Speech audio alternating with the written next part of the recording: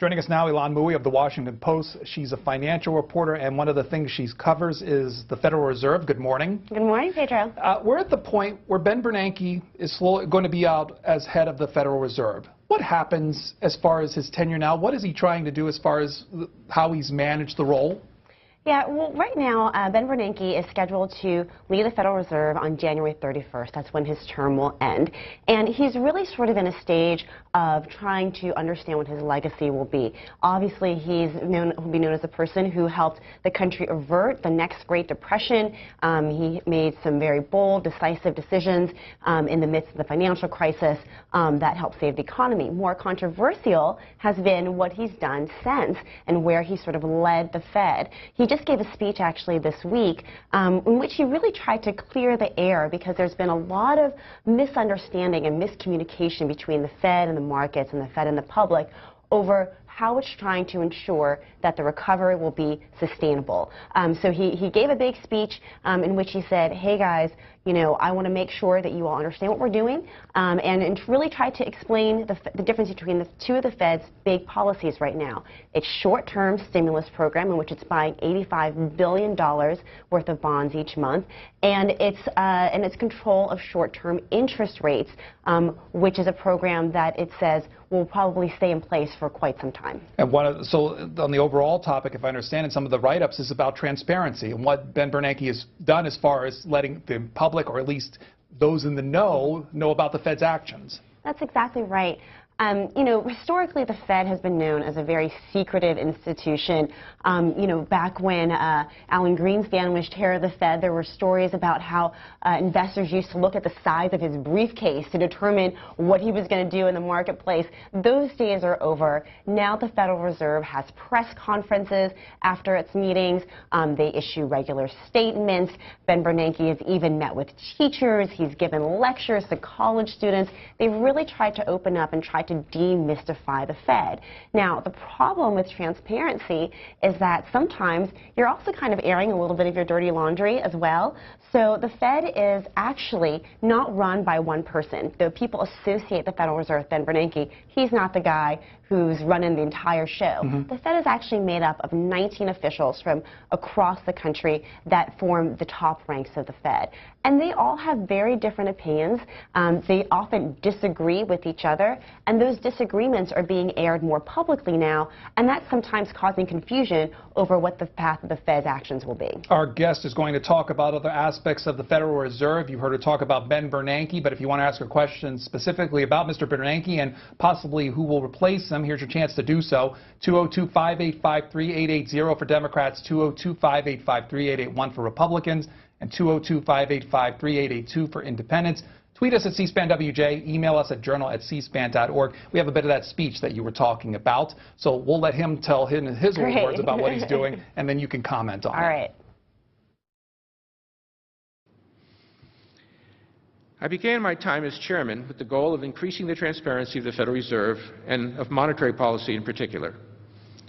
In response to a financial crisis and a deep recession, the Fed's monetary policy communications have proved a far more important tool and have evolved in different ways than I would have envisioned 8 years ago. The economy has made significant progress since the depths of the recession. However, we are still far from where we would like to be, and consequently, it may be some time before monetary policy returns to more normal settings. I agree with the sentiment expressed by my colleague, Janet Yellen, at her testimony last week, that the surest path to a more normal approach to monetary policy is to do all we can today to promote a more robust recovery. The FOMC remains committed to maintaining a highly accommodative policy for as long as needed. Communication about policy is likely to remain a central element of the Federal Reserve's efforts to achieve its policy goals. So Ylan Mui, twice he said, at least once he said more normal settings, and then he said more normal policy. What does he mean by that? So in the aftermath of the financial crisis, the Fed has had to deploy a number of new tools that it had not used before and that are highly untested.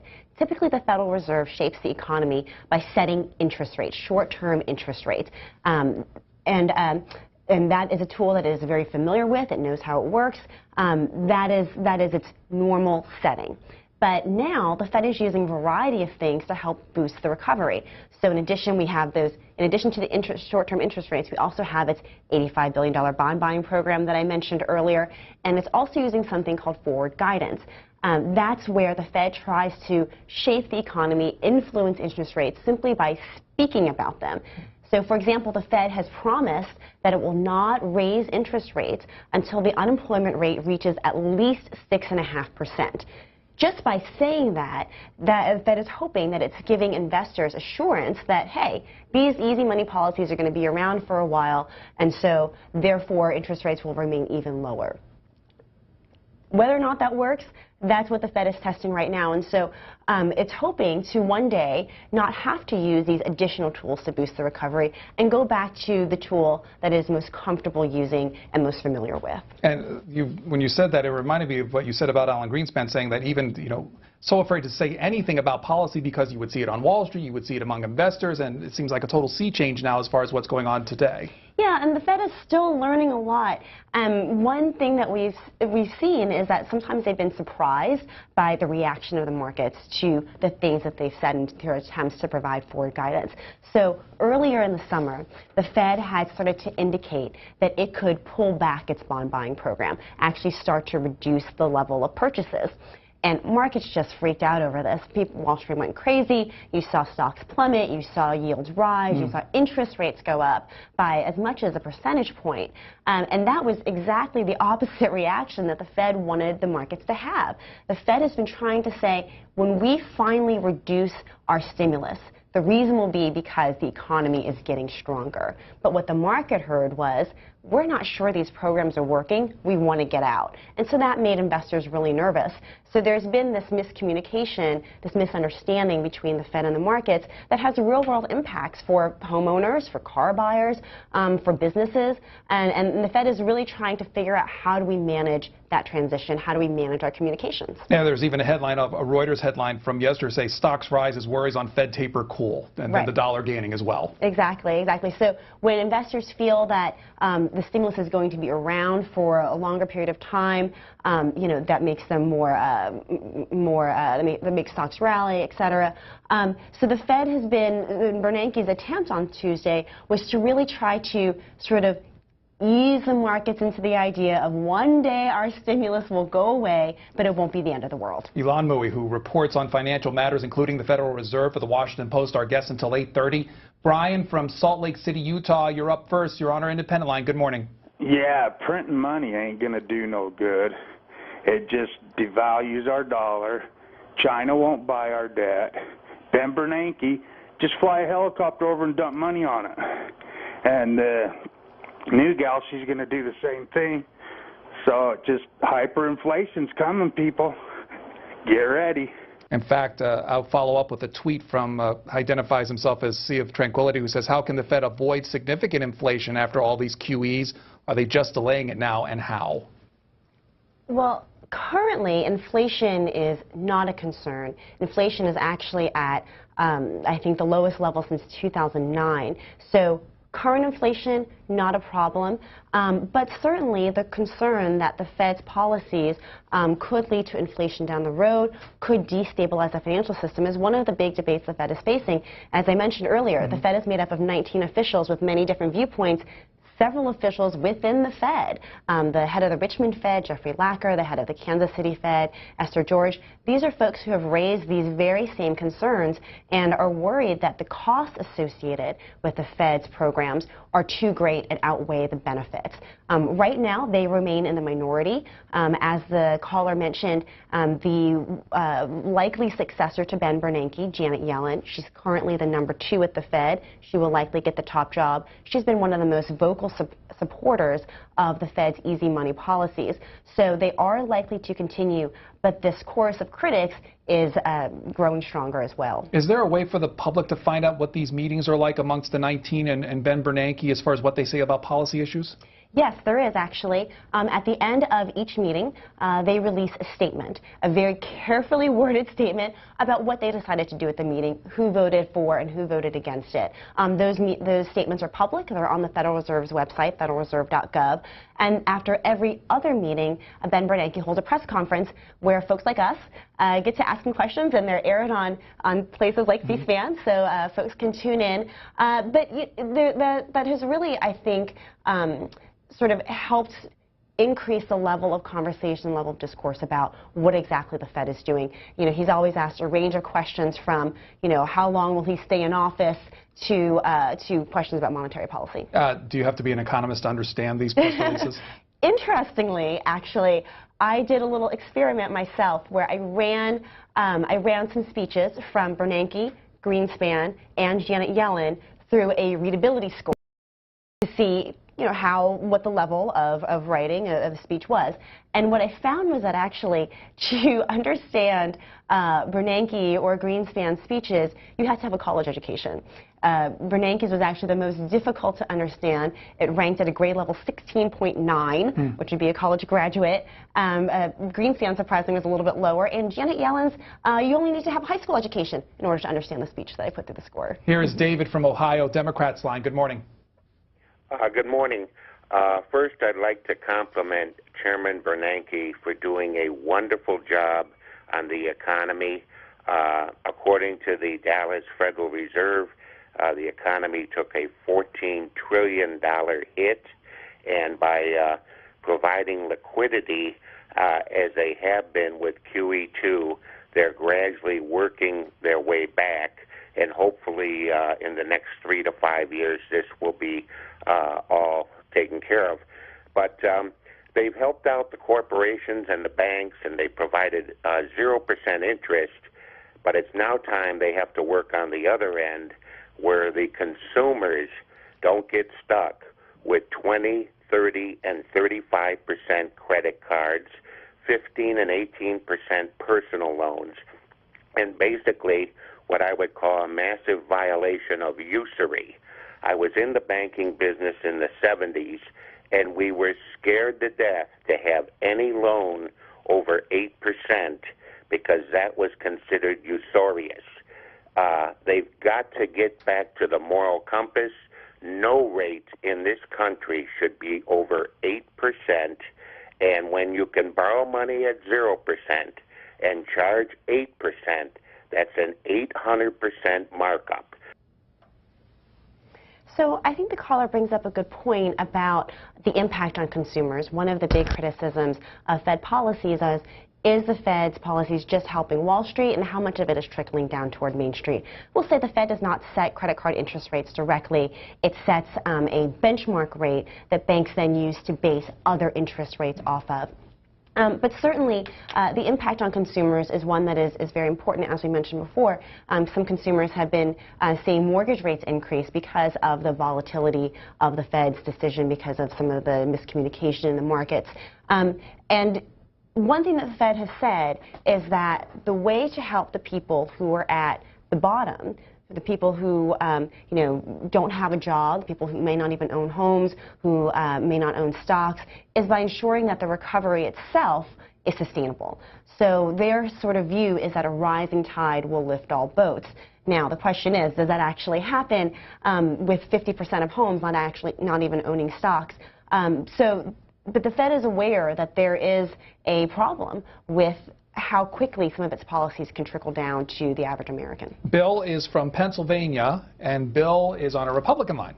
Good morning. Go ahead. Good morning, C-SPAN, and good morning, United States. A rising tide will raise all boats, except most middle class and poor people don't own a boat.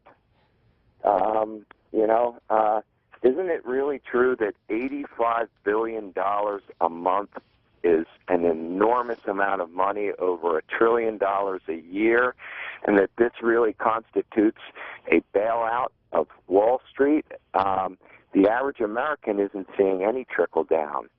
I want to put this into some historical perspective, if I can have just a moment.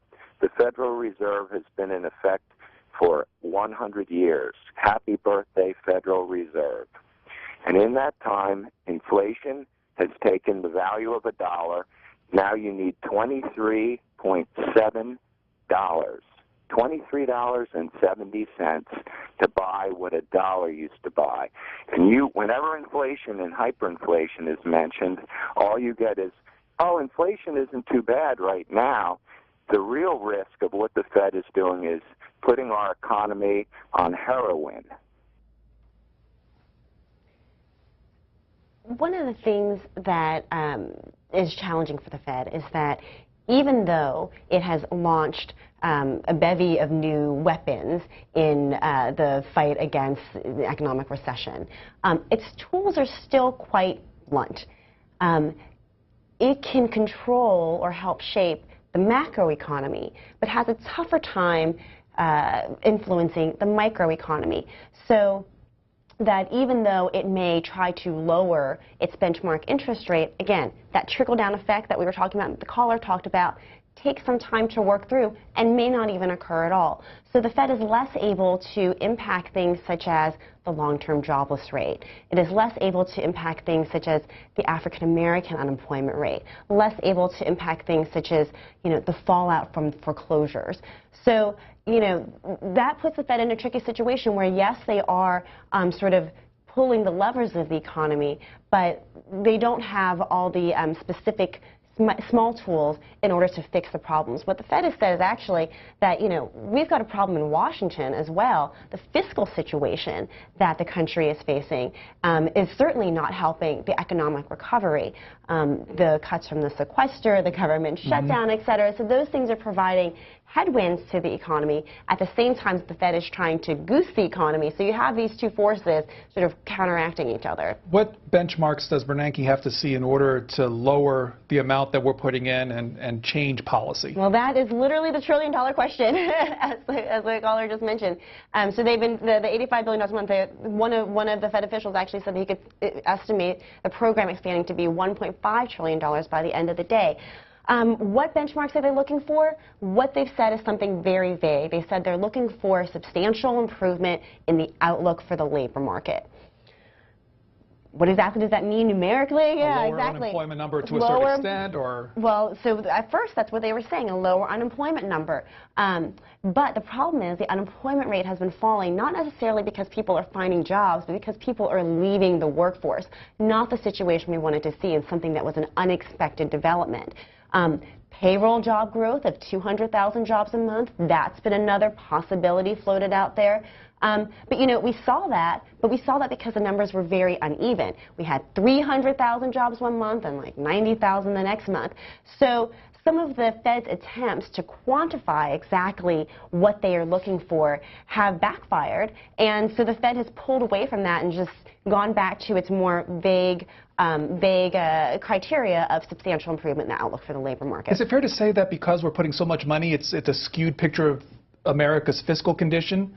What we see now is only influenced by what we're putting in as far as the Federal Reserve, and once you take that out, it could drop the props, so to speak? Yeah, that is certainly something that is a concern, and that's something that we started to see happen back in the summer when the Fed started to talk about, taking the first step toward what they call more normal policy. That's why the Fed has been trying to do a lot of communication around what the exit will mean and what the step will mean, so that the markets don't freak out. Again, the goal, and Ben Bernanke actually reiterated this on Tuesday, is that when they stop doing this, it's because the economy is doing better.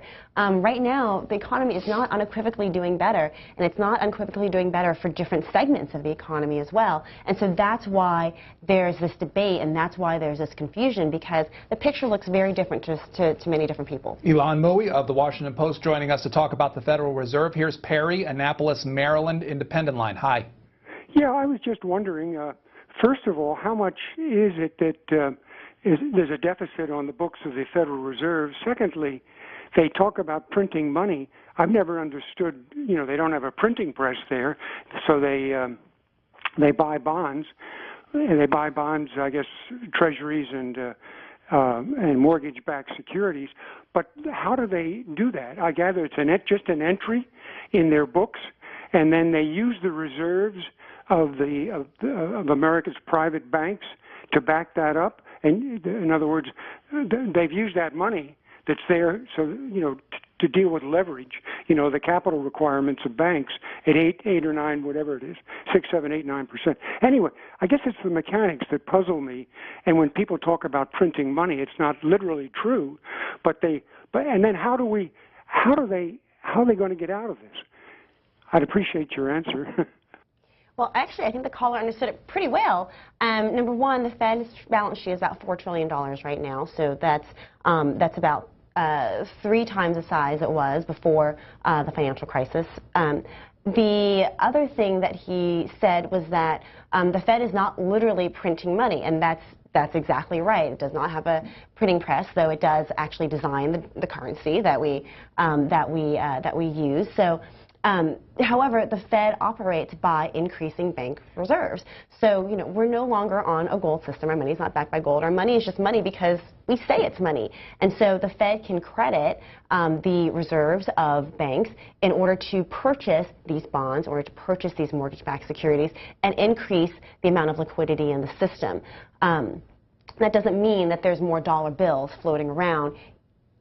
Part of the problem, actually, that some people have cited with Fed policy is that even though the Fed has been trying to increase the money supply, it's not actually getting toward the consumer. The Fed may be increasing reserves and purchasing these bonds, but if banks aren't lending to consumers, if there's no demand from consumers to borrow money, to buy a car, to buy television, et cetera, then the money's not actually getting through the system, and the money is not actually going toward benefiting the economy. And so that's actually a concern about where the Fed's policies can break down. You mentioned dollar bill. Joe said that isn't the prime director of the Federal Reserve to make the value of a dollar stable. How's it doing so far? Well, certainly the value of the dollar is, we're not seeing the demise of the dollar as some folks had expected because of the increase in the amount of money that the Fed has credited toward banks.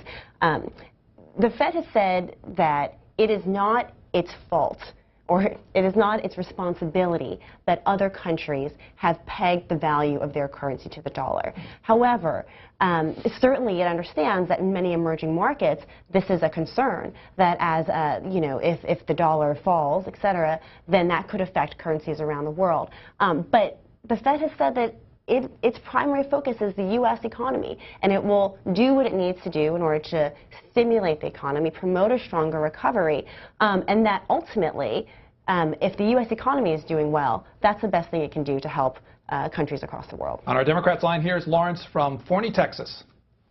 Good morning, C-SPAN.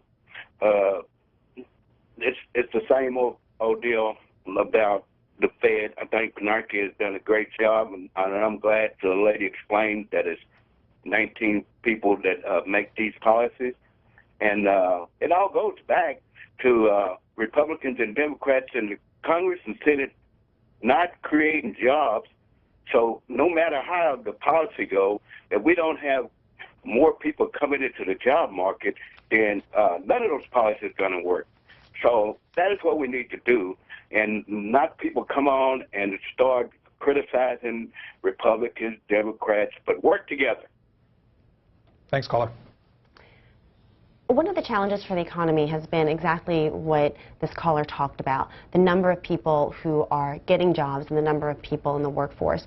We talked a little bit earlier about the decline in what's called the labor force participation rate.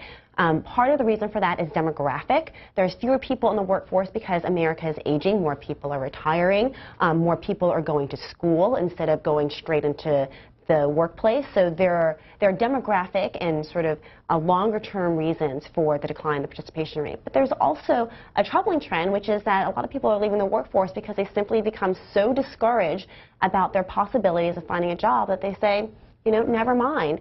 And that is something that can become a real problem for the economy. Those people who would like to have a job but don't have one, the longer that they stay out of the workforce, the more likely it is that their skills will erode, that their networks will shrink, and it becomes even harder for them to find another job. So they sort of get stuck in a cycle of unemployment that can be very dangerous for both them and for the economy. Here's Carl. Carl is from Norristown, Pennsylvania, Republican line. Yeah, hi. How you doing, Pedro? And hello to your financial reporter. Why, I was just thinking here, watching this Federal Reserve, I think the book cooking pot is boiling so darn much that they can hear it all the way over in China. I mean, my God, look, the Clintons cooked the book. They got caught. They're still around. She may be our next president for all we know. Look, Fannie and Freddie Mae both cooked the books, gave away unsecured loans to thousands and thousands of people. They're still around, and guess what? Those bogus loans turn up with the banks, and now the banks that took those loans and then tried to pass them off to somebody else are being sued by the same federal government that forced them to take those loans. Now it's up to billions and billions and billions of dollars. This economy is, if we ever go to straighten out those books in Washington, D.C., there is so much red ink there that we'll all die of a heart attack here. One of the things the caller brings up is sort of cooking the books and this idea that the Fed is beholden to the executive branch. That was actually sort of true over history. The Fed's been around for 100 years, and in the past it wasn't necessarily as independent as it is now, but now it is actually a politically independent institution. So it is not beholden to the executive branch, doesn't carry out orders, et cetera, from the president or from the Secretary of the Treasury. They take great pride in the fact that they are independent, and they in fact, as I mentioned earlier, they've actually been quite vocal and sometimes criticizing Congress and criticizing the fiscal policies in the country and saying, hey, you guys are right now holding back the recovery as opposed to helping it move forward. In some ways, the Fed sees itself as sort of the last man standing in trying to help save the recovery, and they consider that their burden because Congress is not doing its job. So the idea that the Fed is not politically independent, while that might have been true historically at times, is not the case now. Have you ever seen Ben Bernanke push back against a policy from the president directly? I can't tell you that I've seen him in a shouting match or anything like that, but he has testified several times that these short-term cuts, austerity, are not the best choice for the economy. That Congress and the executive branch should focus instead on longer-term solutions to the problem of the deficit. So that's what he said in public testimony, et cetera. And other members of the Fed have also made similar calls. Janet Yellen, how independent is she as far as her policies, her thinking, and how does she differ from Ben Bernanke? Well, they're actually quite similar in terms of policies. If anything, Janet Yellen is a little bit more forceful than Ben Bernanke. She's much more likely to make her case within the Fed and among the Fed's dissenters a little bit more strongly than Ben Bernanke will. But again, she's been one of the supporters of the Fed's stimulus program and has been one of the architects of the Fed's attempts to increase its transparency and set numerical goals for things like inflation. She does, however, have some political ties. She was the head of the Council of Economic Advisors under President Clinton. I believe that Ben Bernanke also served on the CEA at one point in his career as well.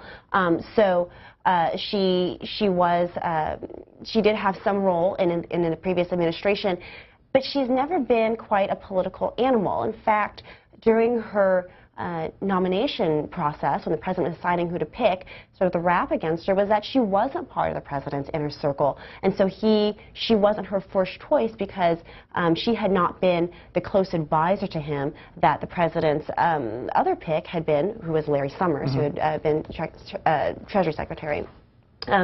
So, Janet Yellen is someone who grew up in an academic environment. She spent many years at the University of California in Berkeley. She also taught at the London School of Economics and at Harvard. So she was primarily someone from the academic side who then forayed into public policy later in her career. Ilan Mui from the Washington Post joining us to talk about the Federal Reserve. Tom, up next, Dayton, Ohio, Independent Line. Good morning. Good morning to the both of you. I've heard her say that there's like 19 people in the Federal Reserve. And I have two questions. Are these all CEOs of corporations and stuff? I'd like to answer that one first. No, they are not CEOs of corporations. No CEOs. Okay. Well, my other comment was, I don't know if you know anything about Germany's economy. I heard a lot about socialism in this country, but with corporations and Wall Street making all the money, I've done found out the GDP of this country means nothing to the workforce out here. And Wall Street, if it goes up to 16,000 like it is right now, that does not help the workforce out here because we have lost so many jobs, livable wage jobs, over the last 2 decades.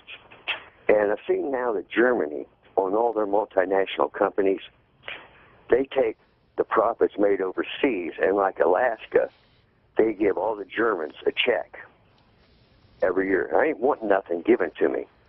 But when you take the jobs of this country, and I'm all for helping people around the world, but this ain't right that Wall Street can make all the money. It's not. Companies have seen strong earnings, and particularly multinational companies have seen strong earnings. One of the concerns about income inequality in America is that the gains on Wall Street, driven in part by record earnings by companies sitting on record amounts of cash, again, are not trickling down. And part of the reason is because the workers and a lot of the employees of these companies, even though they're based in the U.S., are overseas. And so what that is contributing to is something that people call sort of the barbelling of the American workforce, where the middle has gotten very skinny and the top, one end, has gotten very large and the bottom end has gotten very large. But again, those middle jobs are no longer in America at the levels at which they once were. And so that certainly is a concern. You do see a disconnect between the way that multinationals are performing and their presence here in the U.S.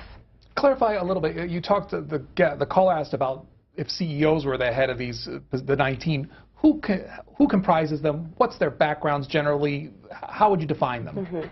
So the top ranks of the Federal Reserve are split into 2 parts. There is the Federal Reserve's Board of Governors, which is based here in Washington. And those folks are appointed by the president.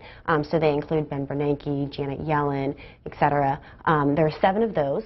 And then there are 12 Reserve Bank presidents. So there are Federal Reserve banks in California, Kansas City, St. Louis, Dallas, all across the country.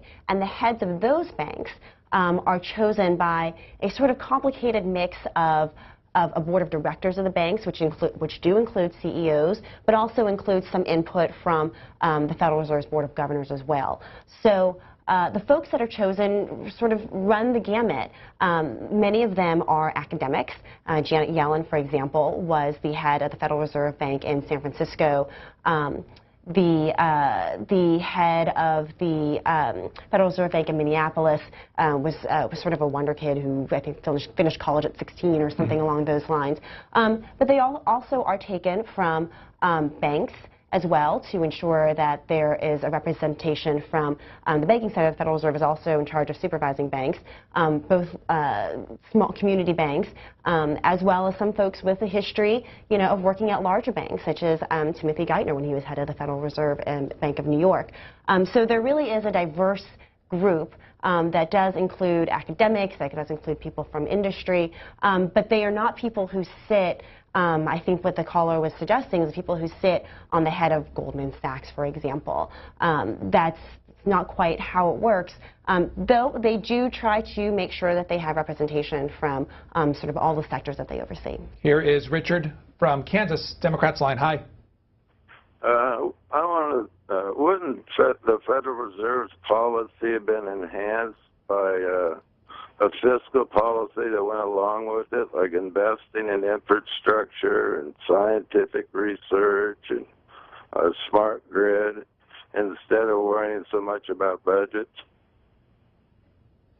I certainly, if you had fiscal policy and monetary policy aligned that both were aimed at creating jobs, I think that would be a great thing for the economy. I believe that that there was an analysis done that said that fiscal policy this year is expected to lower growth by something like 0.75 of a percentage point and cost hundreds of thousands of jobs. So certainly there is an impact. What the Fed and what private economists have been hoping is that once we clear sort of this fiscal turmoil, hopefully by next spring, or hopefully even sooner than that, we'll have to see, is that the economy will finally be able to sort of take off. We've actually been surprised by how well the private sector has been doing in the face of all these things. You know, we thought, particularly in October, when we had the government shut down, when there was a lot of uncertainty, you know, we didn't know if we were going to breach the debt ceiling, et cetera. We thought that that would have a real negative effect on job growth and on consumer spending. But what actually we've sort of seen the opposite. Job growth in October was quite strong, 200,000 jobs a month, one of the highest numbers we've seen this year. And consumer spending was also actually pretty good, even though consumer confidence had fallen. Whether or not this was just a blip, whether or not these numbers will hold up once we get November's results, we'll have to see. But the early indications are, you know, letting us cross our fingers and hope. And we face a second year of sequestration next year? There should be another round of cuts unless there's something decided, you know, within the continuing resolution talks that are underway now. Norman from White Sulphur Springs has been waiting. He's on a Republican line. Good morning. Good morning.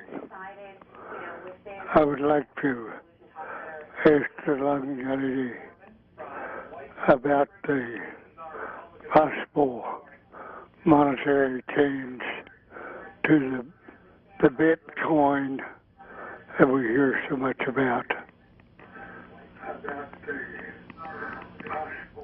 So you want to find out more about Bitcoin? Thanks, caller. Well, I have to admit, Bitcoin is not one of my areas of expertise, but certainly it's something that the Fed has looked at and is continuing to monitor to ensure that, you know, the Fed is responsible for stabilizing currency, et cetera. So it's something that it's looking at, but it's not my area of expertise. We had even a hearing on it. I guess what did it say for the larger this week? What did it say for the larger context that we're even talking about digital currency in this day and age of policy making? Well, I think that it sort of goes back, I think the thing that's fascinating about it to me is that it goes back to this idea that money is money because we say it's money. And so there's a real sort of psychological piece to that that I think is really fascinating.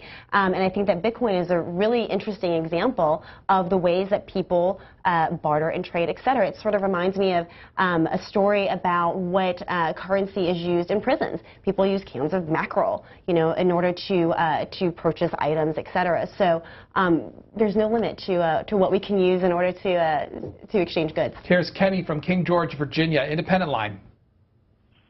Yeah, I think the young lady there and everybody's sort of hit the nail on the head. The reason there's no inflation is simply due to the fact that the consumer, none of this money has made it to the consumer. It's all being pumped into the markets. Ben is created a situation where all this money's making it into the equity markets. Now, some 401ks are making some money, but by far the biggest benefactors are people like Lloyd Blankfein and Jamie Dimon and the 1%ers. And if this is what Bernanke's doing, it's never been done before. We're really in uncharted territory. If this works and doesn't have bad consequence, then he's invented the perpetual money machine.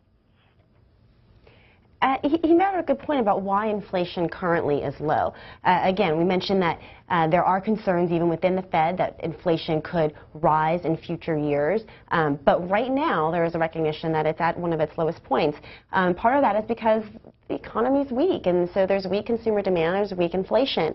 And actually, there has now been some discussion amongst the top ranks of the Federal Reserve of whether the Fed should increase its stimulus because inflation is too low.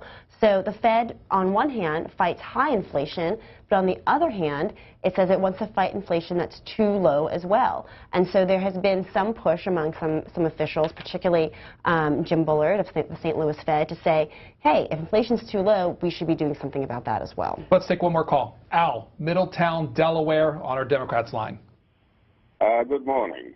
I'd like to make a statement in reference to your guest response to the interest rate. The redundancy of this policy started with Alan Greenspan. The interest rate has got to be capped at around 10%.